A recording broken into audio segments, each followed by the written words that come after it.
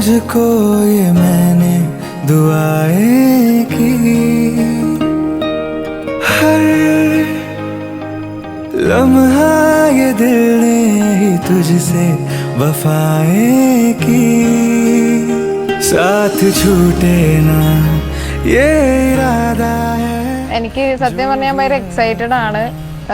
കാര്യം ഇത് പെട്ടെന്ന് വന്നൊരു മാരേജും കാര്യങ്ങളൊക്കെയാണ്. പക്ഷെ എന്താ ഇത് നമുക്ക് ലവ് അറ്റ് ഫസ്റ്റ് സൈറ്റ് എന്നുള്ളൊരു സംഭവത്തിലൊന്നും പറയാനില്ല. എനിക്ക് എൻ്റെ പെർസ്പെക്റ്റീവിൽ ആളെനിക്ക് ഓക്കെയാണ്, ആൾക്കും ഞാൻ ഓക്കെയാണ്. നമ്മൾക്കൊരു സംഭവം ഫീൽ ചെയ്യൂലേ ഫസ്റ്റ് ടൈം കാണുമ്പോഴേക്കും, okay this is that right person എന്നുള്ളത്, അല്ലെങ്കിൽ right person at the right time എന്ന് പറയില്ല, അത് തന്നെയാണ് എനിക്ക് ആള്.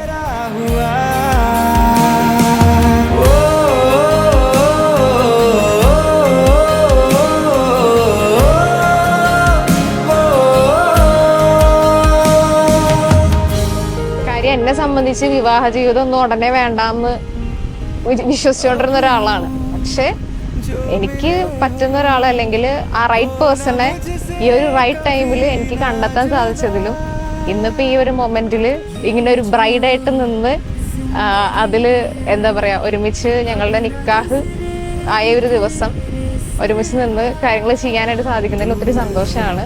ഇനി നിക്കാഹിന് ഭയങ്കര എക്സൈറ്റഡ് ആണ്. എന്നാൽ ടെൻഷനുണ്ട്. എല്ലാവരും ആദ്യമേ തന്നെ ചോദിക്കുന്ന ഒരു സംഭവമാണ്, ടെൻഷൻ ഉണ്ടോ എന്ന്. പക്ഷെ അന്നൊന്നും എനിക്ക് ടെൻഷൻ ഇല്ല. പക്ഷെ ഇന്നെനിക്ക് ചെറിയ രീതിയിൽ രാവിലെ റെഡി ആയിക്കൊണ്ടിരുന്ന സമയത്ത് വലിയ കുഴപ്പമൊന്നും ഉണ്ടായിരുന്നില്ല. പക്ഷെ ഇപ്പോ ചെറുതായിട്ടൊക്കെ ഒരു ഇത്, ഇനി ഗ്രൂം അവിടെ എൻട്രി ചെയ്യണ സമയത്ത് ചെറിയൊരു ടെൻഷൻ ഉള്ളിന്നുണ്ടായിരുന്നു വരും.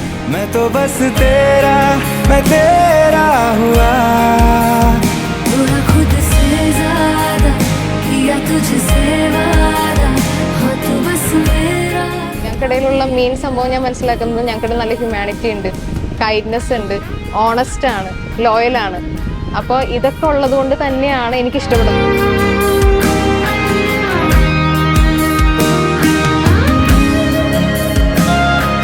അപ്പൊ എനിക്ക് കിട്ടേണ്ട ഒരു ചെറിയൊരു സ്പാർക്ക് എന്നൊന്നും പറയുന്നില്ല, ആ ഒരു സാധനം എനിക്ക് കിട്ടി. അതുകൊണ്ട് എനിക്ക് ഓക്കെയാണ്, ആൾക്കും ഓക്കെയാണ്.